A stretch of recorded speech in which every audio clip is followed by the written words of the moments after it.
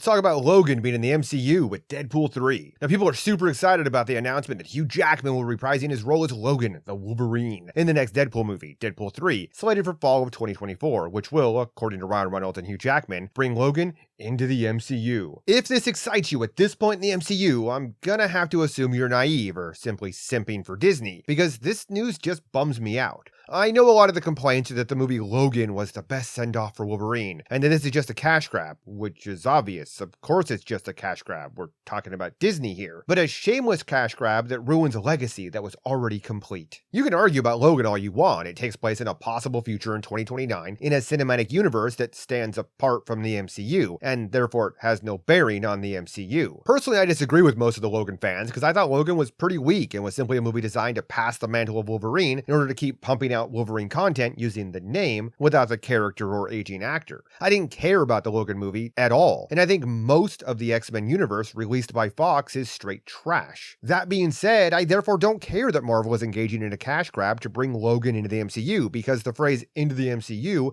doesn't mean anything at this point. You could have a time travel story, a multiverse story, a variant story, or variations of all three, or some equally lazy mechanic, and Logan would still be able to find himself in the MCU. And honestly, that's what's most likely going to happen. Some trivial things, such as the way Venom was in the MCU in Spider-Man No Way Home. And to clear the air, I really enjoyed Deadpool 2, and I'm one of the suckers who walked into a theater to see Once Upon a Deadpool because I'm a fan of the franchise. But I'm a fan of the Fox franchise, and Disney isn't Fox. Fox was willing to make R-rated superhero content and make fun of itself. Disney prefers to make pap and insult their audience.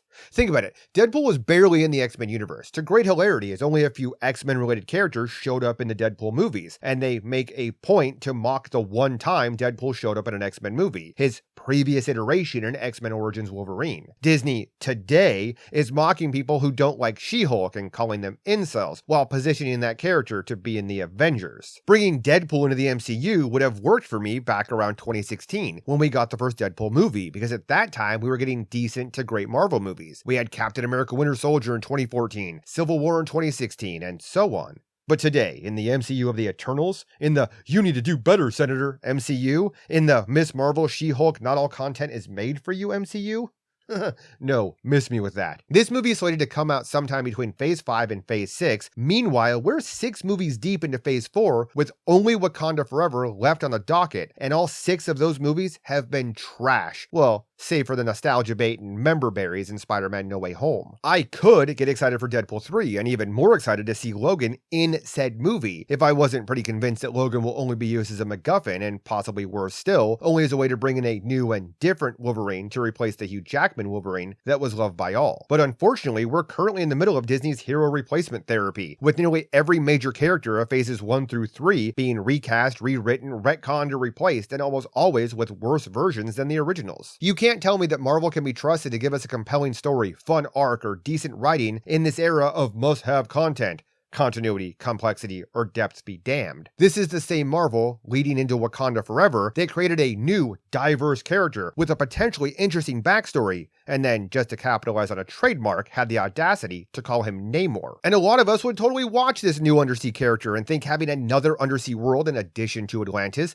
could be fascinating. Putting a Mesoamerican spin on it could be quite clever because you could separate these cultures by vast oceans and continents. It's a compelling idea. But Marvel decided to use a trademark, and only a trademark, in order to sell something fans of the character Namor didn't want, which is Namor in name only. That is the current status of Disney Marvel and the MCU. Sloppy seconds, lazy retcons and rewrites, race swapping instead of originality, and movies that are part of the MCU, but totally not, such as the Eternals. So again, miss me with that. If Disney Marvel wants to take a step back from the trash that has been just about everything since the girl boss fight scene in Avengers Endgame and put quality over pandering, then and only then will I be able to be excited for this announcement from Ryan Reynolds and Hugh Jackman. It's cool that they're involved and they broke the news, and it might even be cooler if the news is fake and they're trying to force Disney's hand. But at the end of the day, Kevin Feige is the puppet master here, and applying the very simple rule of what have you done for us lately means it doesn't make sense to feel anything but trepidation at the prospects of this project. And that's all I have to say for this topic. Thanks for watching, listening, subscribing, yada yada yada. Cheers.